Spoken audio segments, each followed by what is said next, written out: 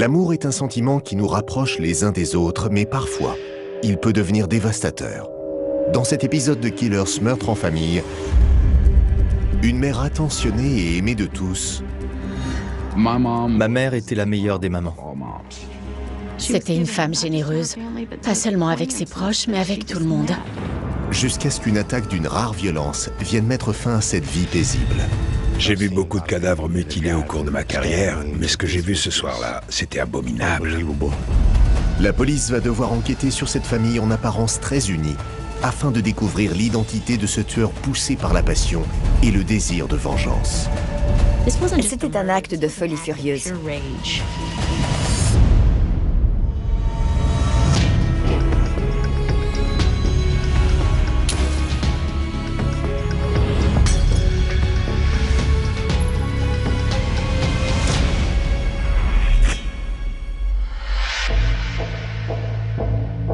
Lundi 16 juillet 2012. Il est un peu plus d'1h du matin à Humble, au Texas. Humble est une ville résidentielle située au nord de Houston. La plupart des familles qui y vivent sont de classe moyenne. La ville a été fondée au début des années 1900, après la découverte de pétrole dans le sol. C'était l'un des plus grands gisements du Texas à l'époque et la ville s'est rapidement développée. Mais tandis que la plupart des habitants dorment paisiblement, la police reçoit un appel d'urgence. Kerry Murphy, une adolescente, avait appelé les secours en pleine nuit. Elle était complètement paniquée. Apparemment, quelqu'un avait forcé la porte de derrière chez elle et elle avait entendu sa mère crier. Elle était partie chercher de l'aide chez ses voisins. Elle était dans tous ses états. Elle ne savait pas si sa mère était encore en vie. La police est arrivée sur les lieux sans trop savoir à quoi s'attendre. C'était une maison de plain-pied. L'agresseur n'était plus là et les policiers ont trouvé la mère de Kerry dans la chambre du fond. Il y avait du sang partout. Les policiers ont tout de suite compris qu'elle avait été poignardée à mort. Elle avait reçu un nombre incalculable de coups de couteau. Elle avait des plaies et des entailles sur tout le corps, sur les bras, les jambes, le cou, le visage, partout. La victime, âgée de 47 ans, s'appelle Marianne Murphy. Elle est déclarée morte sur les lieux du crime. Tout ça n'avait aucun sens. Quel genre de personne s'introduit chez quelqu'un en pleine nuit pour commettre un acte aussi barbare, surtout sur une femme comme elle? Marianne Murphy a grandi dans la banlieue de Houston. Elle a vécu une enfance typiquement américaine. Elle rencontre son mari, Don Murphy, au lycée. Elle a grandi dans un petit quartier du nord de Houston. C'était une jeune fille simple et gentille, du genre à s'habiller en jean et chemise à carreaux. Papa était plutôt le bad boy qui aimait les voitures. Don était un peu macho sur les bords. La première fois qu'il a vu Marianne, elle était au volant de sa Camaro 77. Il a tout de suite été conquis. Le frère de Marianne avait une voiture qu'il avait appelée Betsy. On se retrouvait tous sur les circuits et on faisait des courses, même si on n'avait pas le droit.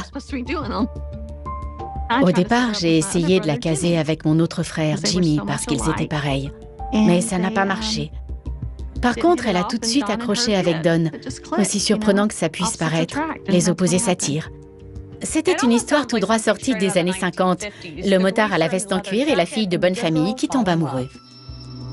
Mais les parents de Marianne ne voient pas d'un bon œil cette relation. Nelda et JD n'aimaient pas beaucoup Don. JD était un policier à la retraite et il connaissait le passé trouble de mon frère, qui avait eu quelques ennuis avec la justice. La plupart d'entre eux étaient liés à ses problèmes d'alcool et parfois de drogue. Mais tout ça appartenait au passé. Il avait changé grâce à Marianne. Elle le rendait meilleur. Ses parents étaient contre leur relation, mais Marianne n'a pas voulu le quitter. Et un jour, Don est venu dîner chez eux. C'est à ce moment-là que les parents de Marianne ont compris qu'elle l'aimait vraiment et que c'était un homme bien pour elle. Ils avaient la même passion pour les voitures et l'histoire américaine, mais ils partageaient surtout les mêmes valeurs. Don aimait sa famille et il aurait fait n'importe quoi pour elle. Pour Marianne, c'était la même chose. Sa famille comptait énormément pour elle.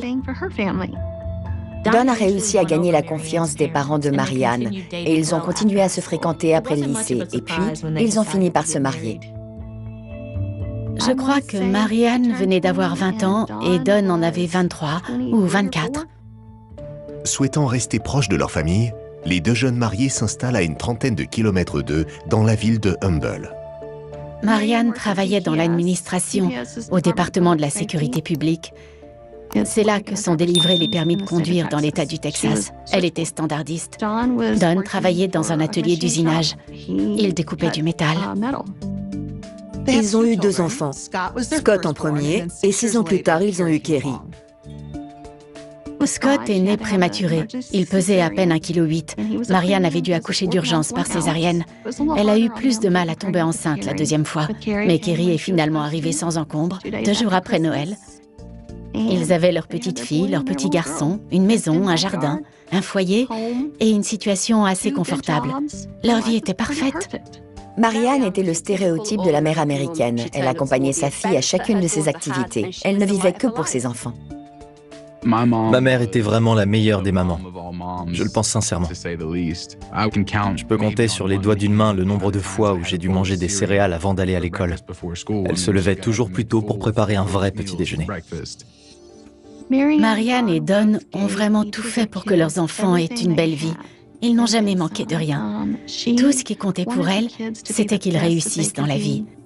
Elle les incitait à donner le meilleur d'eux-mêmes, sans leur mettre trop la pression. Elle voulait les voir épanouis. En 2012, Scott obtient son diplôme d'ingénieur, pendant que Kerry est encore sur les bancs du lycée. J'étais revenu à Humble après mes études et je louais une maison à 2 pâtés de maison de celle de mes parents. Ma sœur avait 16 ans, donc elle vivait encore avec eux. Mais l'ambiance était très tendue à la maison. Elle était en conflit avec mes parents. Kerry était en pleine adolescence. Elle se cherchait et essayait de s'affirmer en tant que personne. Marianne et Don avaient un peu trop couvé Kerry, mais c'était pour son bien. Ils voulaient la protéger des dangers du monde extérieur. Mais ça a fini par créer des tensions au sein du foyer, car Kerry voulait sortir et se faire des amis. Elle voulait se sentir aimée. Le lycée était une période compliquée pour Kerry, contrairement au reste de sa famille. Le seul endroit où Kerry se sentait à sa place était la chorale du lycée. Elle adorait chanter et sa mère l'encourageait. Elle voulait que sa fille développe son talent. Elle voulait juste qu'on soit heureux. Mais Marianne ne verra jamais ce bel avenir promis à ses enfants. Elle est retrouvée morte chez elle, après avoir été poignardée à plusieurs reprises. La police de Houston doit maintenant en informer sa famille. Kerry était seule à la maison, Don était au travail. Humble est une petite ville paisible. Les cambriolages sont très rares et les meurtres encore plus. Ma mère était une belle personne. Elle ne méritait pas ça. Je ne comprenais pas comment on avait pu lui faire une chose aussi atroce. Que s'était-il passé? Était-ce un cambriolage qui avait mal tourné ou était-ce autre chose? L'examen de la scène de crime révélera certains détails très troublants. Dans notre métier, c'est souvent l'expérience qui fait la différence. Il ne faut écarter aucune hypothèse et tout vérifier. Marianne Murphy, âgée de 47 ans, a été retrouvée poignardée à mort dans sa maison de la banlieue de Houston. La nouvelle de sa mort se répand rapidement dans la petite ville de Humble. Je travaillais de nuit et à 1h34 du matin, j'ai reçu un appel de ma sœur. Elle m'appelait pour me dire que quelqu'un était entré par effraction dans la maison et que maman était blessée. J'ai foncé chez mes parents et quand je suis arrivé, la maison était déjà encerclée par les voitures de police. J'avais appelé mon père qui était au travail pour lui dire de rentrer immédiatement, car il venait de se passer quelque chose de grave. La police de Houston avait envoyé de nombreux agents sur place pour boucler le périmètre. Les proches de la famille et les voisins étaient là. Ils voulaient savoir ce qui s'était passé. J'étais énervé car il ne voulait pas me laisser entrer dans la maison. On m'a dit d'aller parler à mon père. Et il faut savoir que mon père est un peu trop direct parfois. C'est un Texan pur et dur. Il m'a regardé et m'a dit « J'espère que tu as le cœur bien accroché, mon garçon. » J'ai dit oui. Et il m'a dit « Elle est morte. » J'étais complètement sonné. Je ne savais plus quoi faire. L'affaire est confiée à l'inspecteur Craig Clopton. Quand je suis arrivé sur la scène de crime la première fois, j'avais très peu d'informations. Je savais juste que la personne qui avait appelé les secours, Kerry Murphy, avait entendu quelqu'un forcer la porte de derrière.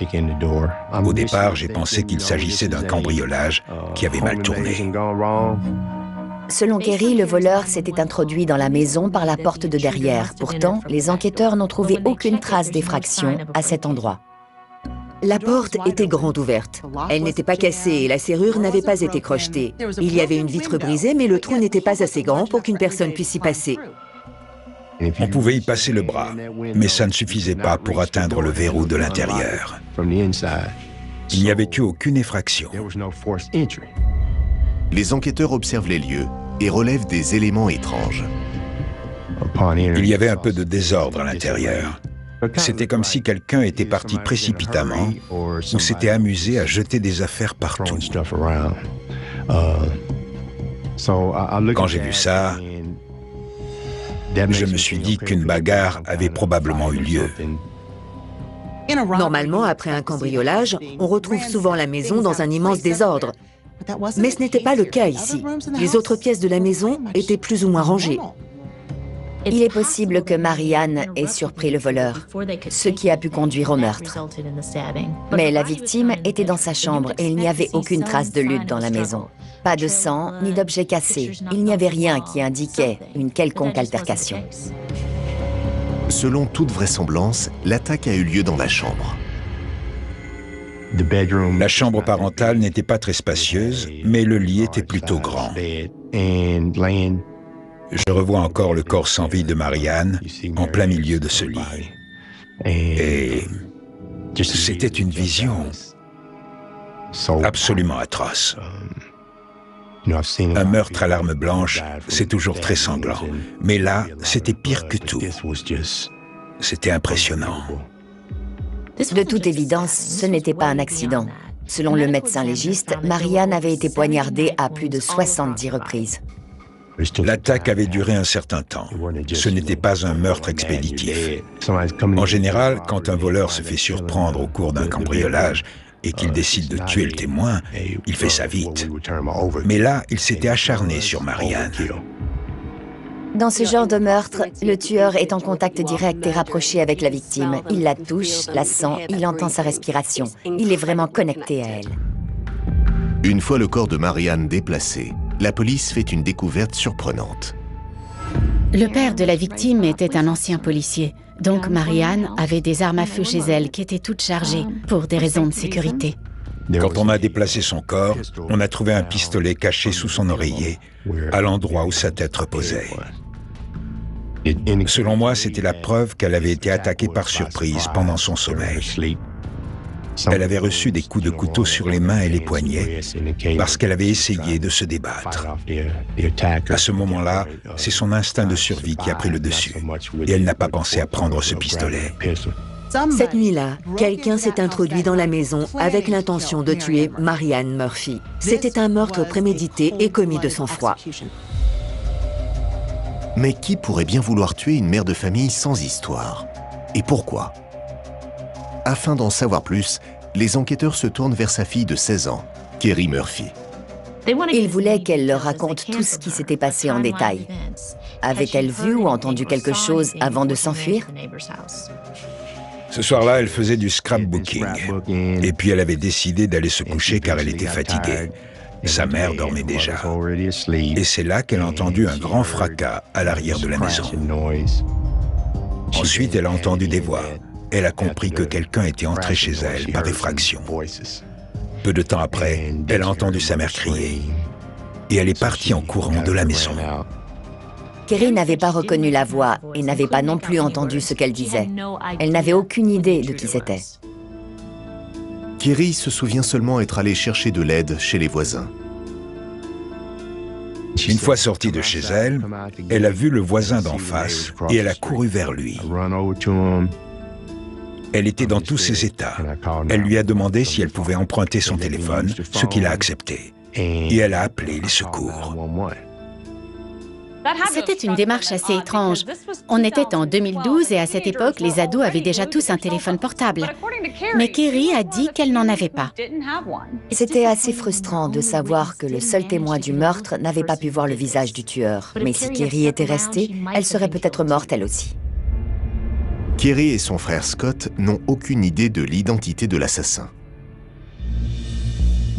La police nous a dit que la personne qui avait fait ça connaissait forcément ma mère et lui en voulait. Je ne comprenais pas comment elle avait pu être tuée de la sorte. Je ne voyais pas qui aurait pu avoir autant de rancœur envers elle. Ma mère n'avait pas d'ennemis. Mais la réaction de leur père éveille les soupçons des enquêteurs. En apprenant la nouvelle de la mort de sa femme, Don n'a pas réagi comme on aurait pu l'imaginer, ce qui a évidemment interpellé la police. Quand on annonce une nouvelle aussi grave, il y a plusieurs types de réactions. En tant qu'enquêteur, j'ai pris l'habitude de les analyser, car ça peut en dire long sur la personne. Et là, c'était très étrange. Don n'avait pas l'air très affecté par la mort de sa femme. Personnellement, j'aurais été dévasté par la nouvelle. Alors pourquoi ne l'était-il pas? La réaction de Don à l'annonce de la mort de Marianne l'a immédiatement rendu suspect aux yeux des enquêteurs. Il n'avait pas du tout l'air touché par ce qu'il venait d'arriver. La police va devoir mener l'enquête pour découvrir ce qu'il se cachait derrière ce mariage en apparence parfait. Ils dormaient sur le canapé. Ce n'était pas tout rose entre eux. La police de Houston enquête sur le meurtre violent de Marianne Murphy. Tout laisse à croire qu'elle connaissait son meurtrier.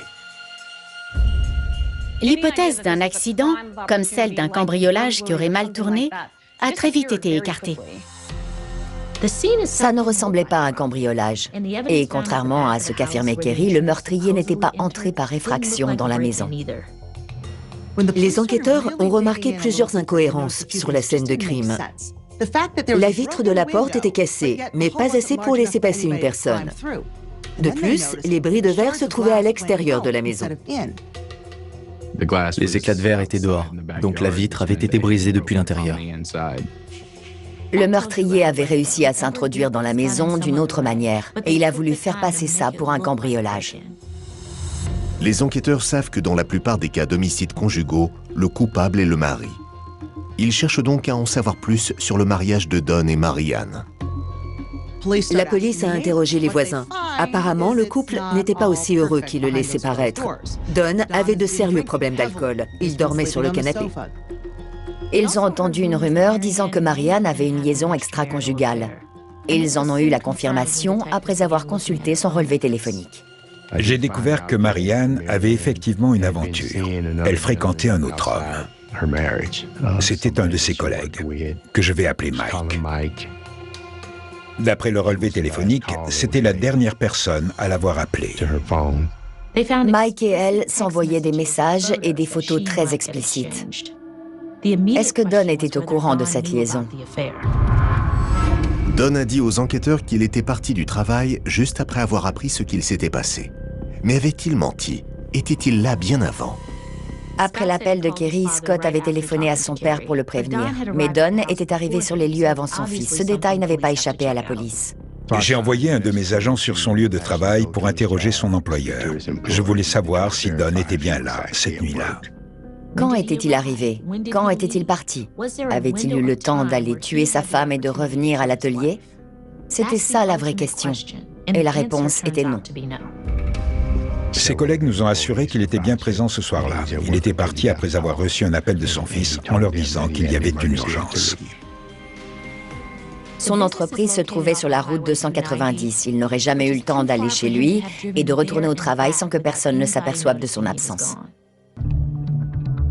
Don étant disculpé, les enquêteurs se tournent maintenant vers l'autre homme de ce triangle amoureux. C'était la dernière personne à avoir parlé à Marianne avant sa mort. Il fallait absolument que je l'interroge. Je voulais en savoir plus sur leur relation. J'ai décidé d'aller lui rendre une petite visite à l'improviste pour voir à qui j'avais affaire. La police est allée voir l'amant de Marianne. Quand ils lui ont appris la nouvelle de sa mort, il était sous le choc. Il était réellement triste, bien plus que Don. Il nous a confirmé leur liaison en précisant que leur relation était purement sexuelle. Ils n'éprouvaient pas de sentiments l'un pour l'autre. Ils s'envoyaient beaucoup de messages. Il nous a autorisés à fouiller son téléphone et nous a donné accès à ses relevés téléphoniques. Il était très coopératif. Il m'a paru vraiment sincère. Il a réagi comme une personne endeuillée et censée réagir. Pourtant, il affirmait que sa relation avec Marianne n'était pas du tout sérieuse. Il a dit qu'il n'avait jamais mis les pieds chez elle. C'était peut-être la vérité, mais ça paraissait tout de même un peu louche. Même s'il semblait honnête, il fallait vérifier ses dires. Et c'est ce que j'ai fait par la suite. Les relevés téléphoniques du portable de Mike sont épluchés par les enquêteurs et les données GPS viennent confirmer son alibi. Il était bien ailleurs au moment du meurtre. La géolocalisation nous le prouvait. Ce n'était pas lui le meurtrier. La liste des suspects se rétrécissait, ce qui était une bonne chose en soi. Le problème, c'est qu'il fallait maintenant repartir à zéro. Si ce n'était ni le mari ni l'amant, qui était-ce? Il fallait s'intéresser aux autres proches de Marianne. Il faut toujours commencer par les personnes les plus proches de la victime, celles qui partagent sa vie au quotidien et qui ont accès à son domicile. C'est la base dans une enquête. Même si elles ne sont pas suspectes, il faut les interroger pour les innocenter définitivement. Plus il y aura de personnes mises hors de cause, plus il sera facile de se concentrer sur les suspects sérieux. Scott ne vivait plus chez ses parents et ni lui ni son colocataire ne se trouvaient dans les environs au moment du meurtre. Il ne reste plus que la fille de Marianne, Kerry Murphy, âgée de 16 ans. C'est elle qui a prévenu les secours. Kerry a dit aux policiers qu'elle avait couru chez les voisins quand elle avait entendu sa mère crier. Mais les preuves recueillies par la scientifique contredisaient son témoignage. Marianne avait perdu énormément de sang et les draps du lit en étaient complètement imbibés. Mais après analyse, il s'est avéré qu'il avait déjà séché et coagulé au moment de la découverte du corps. Il faut compter au moins 1 à 2 heures avant que le sang ne coagule. Le problème, c'est que Kerry a dit qu'elle était partie chercher de l'aide dès qu'elle avait entendu les cris de sa mère. Mais le sang séché retrouvé sur les draps signifiait que Marianne était morte depuis plus longtemps. Ça voulait dire que Kerry mentait. Et la police a dû l'interroger à nouveau. Quand j'ai découvert que Kerry nous avait menti, je me suis dit 2 choses. Soit c'était elle la coupable, soit elle savait qui c'était. Sa mère venait de mourir dans des circonstances atroces. Alors pourquoi mentirait-elle si elle n'y était pour rien? Ça n'avait pas de sens. La chronologie des faits n'était pas bonne. On savait que Kerry nous dissimulait la vérité et il fallait mettre tout ça au clair. Les enquêteurs interrogent à nouveau l'adolescente, mais elle reste évasive. À chaque fois que la police la mettait face à ces contradictions, elle essayait de trouver une explication, que ce soit pour le sang séché ou la vitre qui avait été brisée de l'intérieur. Elle a changé sa version. Maintenant, elle nous disait qu'avant de sortir de sa chambre, elle avait entendu des voix qui parlaient de crocheter la serrure. Et là, je me suis dit, c'est pas vrai, elle se moque de moi. Elle pense vraiment que je vais la croire? Ils ont décidé de la passer au détecteur de mensonges pour prouver qu'elle mentait et lui mettre un peu plus la pression. On a dû demander l'autorisation de son père pour la passer au détecteur, car elle était mineure. Il nous l'a donnée et on lui a fait passer le test. Et elle l'a raté. La stratégie de la police a fonctionné. Kerry a fini par admettre qu'elle avait menti et qu'elle ne leur avait pas tout dit. En réalité, elle avait vu le visage du meurtrier de sa mère. Apparemment, il s'agissait d'un garçon de son lycée, Zayn Ahmed. Kerry déclare aux enquêteurs qu'elle n'a pas voulu leur parler de Zayn car elle avait peur de lui. Je ne le connaissais pas du tout, et ça avait l'air d'être un garçon un peu perturbé et agressif. Je ne le sentais pas trop. Kerry a dit que Zayn lui courait après. Il voulait sortir avec elle. Elle lui a toujours dit non, jusqu'au soir où sa mère est morte. Kerry l'avait invité chez elle ce soir-là, car elle voulait qu'il fasse peur à sa mère. Tout ça parce qu'elle était en colère contre elle. Marianne venait de découvrir que Kerry sortait avec une fille plus âgée qui s'appelait Rebecca Keller. Ma mère ne voyait pas d'un bon œil cette relation. La victime n'aimait pas Rebecca, non pas parce que c'était une fille, mais parce qu'elle avait une mauvaise influence sur Kerry. Marianne n'avait aucun problème avec l'homosexualité, mais elle estimait que Kerry était trop jeune pour fréquenter cette fille. Selon elle, Rebecca, Zane et leurs amis étaient des personnes peu recommandables et elle savait que sa fille était très influençable. C'était surtout la différence d'âge qui dérangeait ma mère. Kerry avait 16 ans et Rebecca 19. À cet âge-là, c'est une grosse différence et ma sœur était encore trop immature. Mais Kerry a refusé de se séparer de Rebecca, alors Marianne l'a privée de téléphone. Une punition que sa fille n'a pas du tout acceptée et elle a donc décidé de se venger. Kerry trouvait que sa mère était trop stricte avec elle. Elle voulait lui donner une leçon. Donc elle s'est dit qu'elle allait lui faire peur et c'est pour ça qu'elle avait fait appel à Zane. Elle lui avait dit de venir chez elle cette nuit-là. Il ne devait pas faire de mal à sa mère. Elle pensait qu'il allait juste la menacer avec un couteau en lui disant « Vous devez laisser Kerry tranquille maintenant, je ne plaisante pas. » Mais rien ne s'est déroulé comme prévu. Quand Zane est arrivé, il n'était pas seul. Son complice portait une cagoule. Kerry ne l'a pas reconnu. Elle aurait pu tout arrêter à ce moment-là, mais elle les a laissés entrer. Ils sont allés dans la chambre de sa mère et quelques minutes plus tard, elle a entendu des cris. Elle est partie voir ce qui se passait et c'est là qu'elle a vu Zane en train de poignarder sa mère. Ensuite, elle nous a dit que l'homme cagoulé l'avait attrapée et plaquée contre la porte. Elle ne pouvait plus bouger. Il la retenait pendant que Zane tuait sa mère. Ils l'ont menacée et lui ont dit de faire passer ça pour un cambriolage. Et ils sont partis. Voilà ce qui s'était passé selon Kerry. Elle n'avait pas voulu dire la vérité aux enquêteurs car elle avait peur de Zane. C'était un homme dangereux. Il était mêlé à des histoires de gang et malheureusement, il s'était entiché d'elle. C'est pour ça qu'elle se sentait coupable. Les enquêteurs décident de faire des recherches sur le passé de Zane Ahmed. Même si j'avais encore des doutes sur la sincérité de Kerry, je me suis dit « D'accord, pourquoi pas? On va essayer d'en savoir un peu plus sur ce Zane. » Zane était déjà connu des services de police. Son casier judiciaire n'était pas vierge.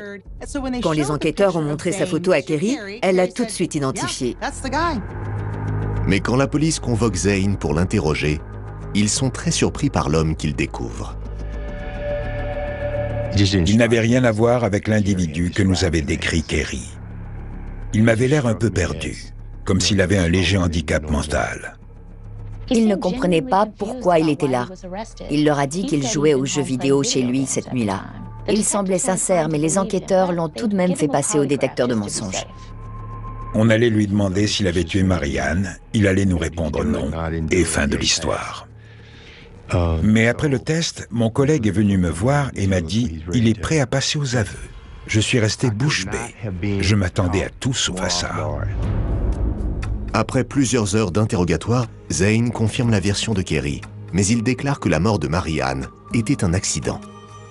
Je lui ai demandé « Que s'est-il passé exactement ?» Et il m'a répondu « Elle m'a surpris. Je voulais juste lui faire peur quand elle s'est réveillée. J'ai paniqué et je l'ai poignardée. » Les enquêteurs avaient enfin les aveux qu'ils attendaient. Ils arrivaient au bout de cette affaire. Il avait reconnu les faits. Il nous disait qu'il regrettait et qu'il n'avait pas voulu la tuer, que c'était un accident. Mais je sentais que quelque chose n'allait pas. D'abord, comment peut-on accidentellement poignarder quelqu'un 70 fois? Et qui était cet homme à la cagoule? Tout ça était très louche. Même si je ne croyais pas à son histoire, je ne pouvais pas le laisser en liberté. Après tout, il venait d'avouer un meurtre. C'était trop risqué. Donc je me suis dit, bon, je vais le placer en détention pour éviter qu'il ne fasse d'autres bêtises. Mais cette affaire est loin d'être terminée. L'histoire ne s'arrête pas là. Peu convaincue par les aveux de Zane, la police va poursuivre son enquête et découvrir une vérité qu'elle n'aurait jamais soupçonnée. Elle avait cherché sur Internet comment tuer quelqu'un rapidement.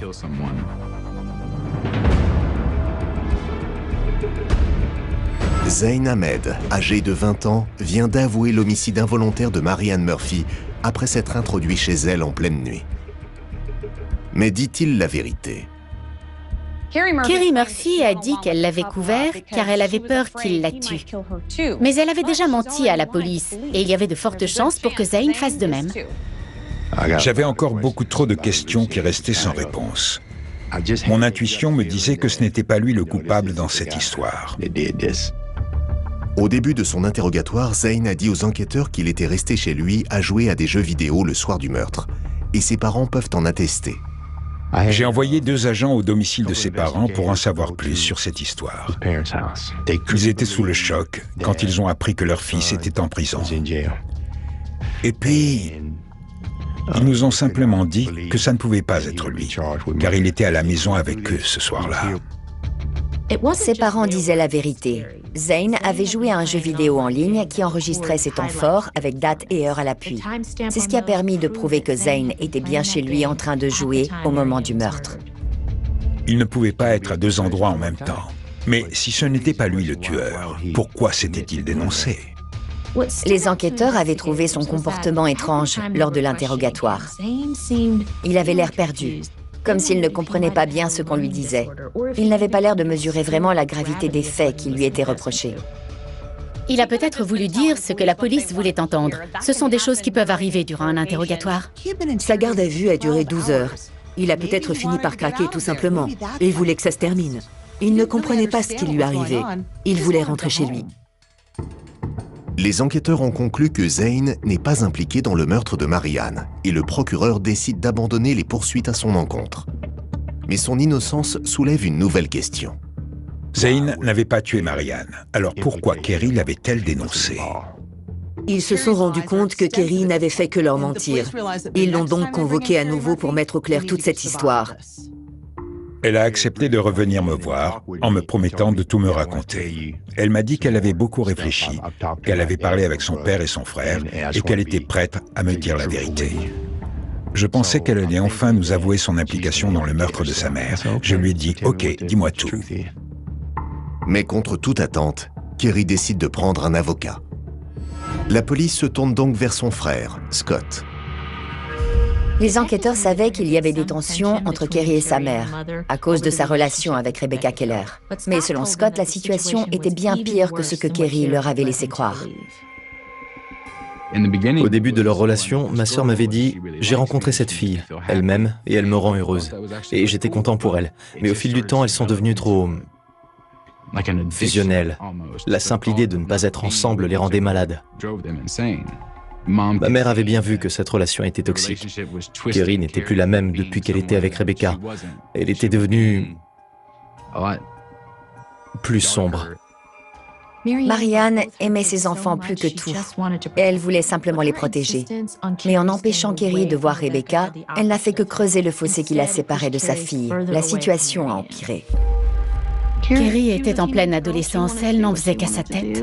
Marianne ne cautionnait pas du tout cette relation. Ce n'était pas l'homosexualité le problème. C'était plutôt la différence d'âge et la mauvaise influence de Rebecca sur sa fille qui la dérangeait. Selon Scott, la situation s'était considérablement dégradée depuis quelques semaines. Sa sœur était entrée en guerre contre sa mère.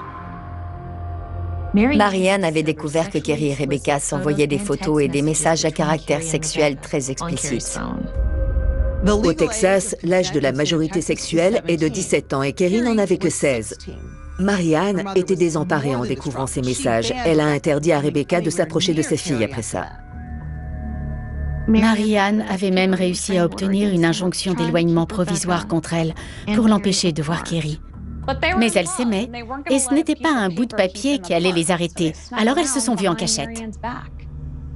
Ces rendez-vous clandestins ont duré un moment, jusqu'à ce que Marianne les surprenne ensemble dans la chambre de Kerry. Rebecca avait réussi à entrer par la fenêtre de la chambre. On m'a appelé pour me dire que ma fille s'était fait arrêter pour violation de domicile. Je suis allé payer la caution pour la libérer. Marianne a décidé de punir sa fille en lui confisquant son téléphone. Depuis ce jour-là, Kerry ne lui adressait plus du tout la parole. Mais était-ce un mobile pour pousser Kerry à tuer sa mère? La haine de ma sœur envers ma mère grandissait de jour en jour. Rebecca et elle ne supportaient plus d'être séparées. Elles auraient fait n'importe quoi pour être ensemble. En y réfléchissant bien, c'était évident. C'étaient elles les coupables. Elles avaient tué ma mère. Le témoignage de Scott a été crucial dans l'enquête. Il a révélé à la police que sa sœur avait bien un téléphone le soir du meurtre. Marianne ne savait pas du tout que Kerry avait un autre téléphone. Elle avait confisqué le portable de sa fille pour qu'elle ne puisse plus contacter Rebecca. Mais Rebecca en avait donné un autre à Kerry. Donc, elles pouvaient continuer de se parler. Elle l'avait surnommé le Bunny Phone, car ma sœur avait l'habitude d'appeler Rebecca Bunny. J'ai demandé à Scott s'il savait où se trouvait ce téléphone et il m'a répondu « Oui, bien sûr, je l'ai chez moi ». Les enquêteurs contactent ensuite l'opérateur pour obtenir les relevés téléphoniques. Une fois en possession de ces nouveaux éléments, ils convoquent Rebecca Keller pour l'interroger. Elle a nié toute implication dans le meurtre. Elle a même déclaré qu'elle n'avait pas parlé à Kerry depuis 6 semaines.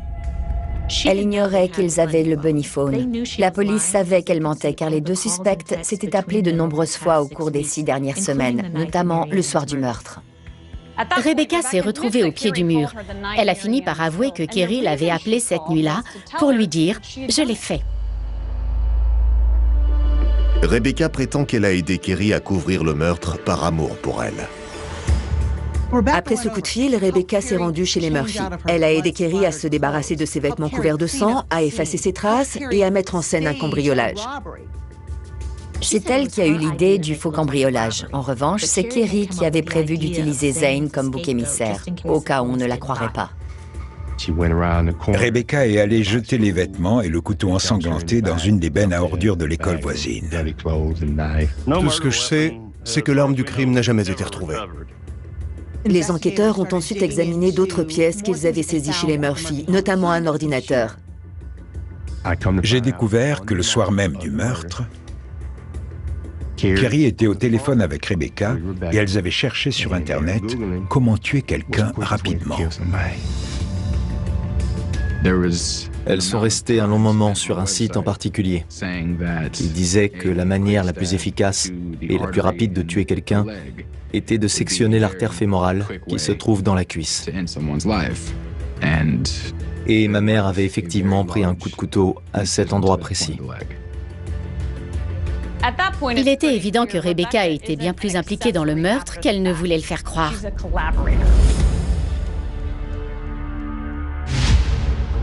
On avait réuni suffisamment d'éléments pour inculper Kerry et Rebecca de meurtre.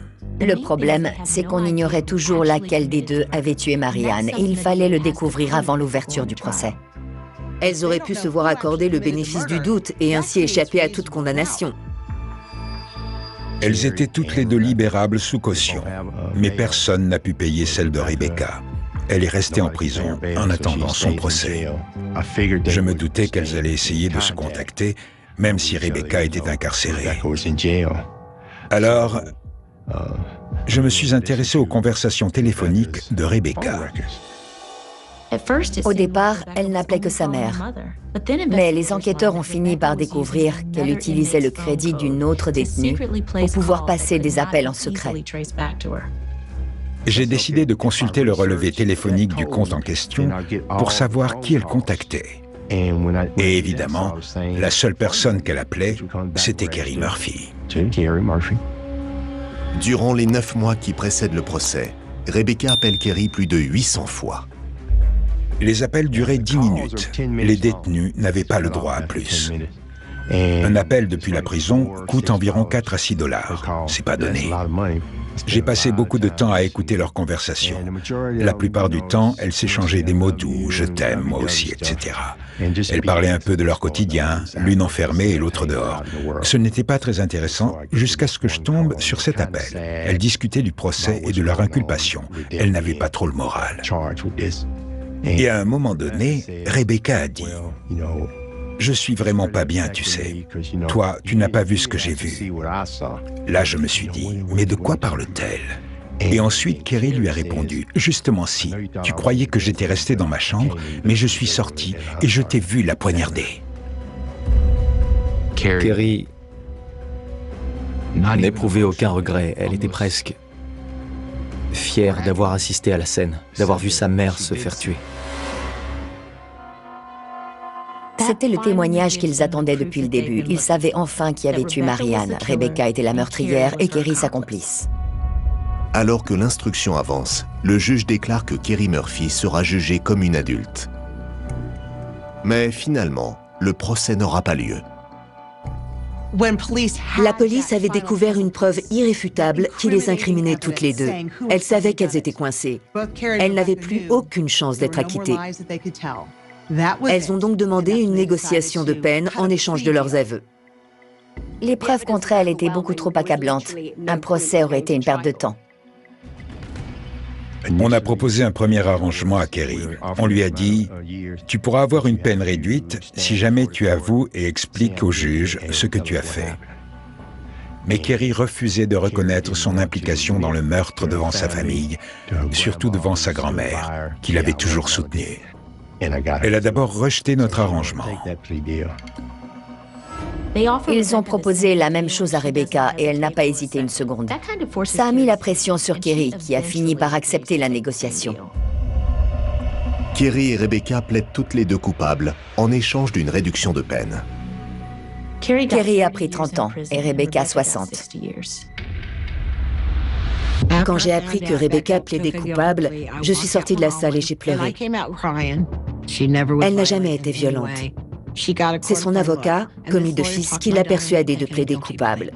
Pour moi, ma fille est innocente. L'enregistrement téléphonique que les enquêteurs ont présenté au dossier était une preuve irrecevable. Rebecca et Kerry n'ont jamais donné leur autorisation pour qu'il soit exploité. Pour moi, cet enregistrement n'était pas authentique, il a été modifié. Quand j'étais dans la salle d'audience pour le verdict et que j'ai entendu cet enregistrement, ça m'a fait l'effet d'un coup de poing dans le ventre. Savoir que ma propre sœur, la chair de ma chair, était restée dans le couloir impassible pendant que ma mère se faisait tuer sous ses yeux, ça m'a anéanti. Quand on fait quelque chose de mal, on doit en payer le prix. On doit aller en prison. Kerry a mérité sa condamnation. Je l'aime malgré tout et je lui pardonne. Mais elle est là où elle doit être. Seuls Kerry et Rebecca savent ce qu'il s'est réellement passé cette nuit-là. Mais une chose est sûre, le besoin irrépressible d'être ensemble a conduit les deux jeunes femmes à commettre un crime impardonnable. Kerry était une adolescente très influençable qui est tombée amoureuse de la mauvaise personne. Elle voyait sa mère comme une ennemie qui voulait détruire sa relation. La situation était déjà compliquée, mais elle a complètement dégénéré. Ces deux jeunes femmes voulaient absolument être ensemble, mais Marie-Anne y était formellement opposée. Et le seul moyen qu'elles ont trouvé pour y remédier, c'était de la tuer. C'était un acte ignoble et inhumain, mais ce n'est pas à moi de les juger. Le véritable jugement viendra en temps voulu. Mais en attendant, elles doivent payer le prix de leurs actes en ce bas monde. Je sais qu'on a beaucoup parlé de ce drame et de ses conséquences. Mais avant tout cela, on a vécu de très bons moments tous ensemble en famille. Il ne faut pas les oublier. Et c'est vrai que sur la fin, les relations étaient un peu tendues. Mais ça n'a pas toujours été comme ça. J'ai grandi dans une famille où l'on se disait « je t'aime » avant de se coucher. Même si parfois on se le criait d'un bout à l'autre de la pièce. Alors oui, il s'est passé un drame terrible dans cette maison où j'ai grandi. Une tragédie qu'on ne pourra jamais effacer. Mais les souvenirs de ma mère et de mon enfance, on ne pourra jamais me les enlever.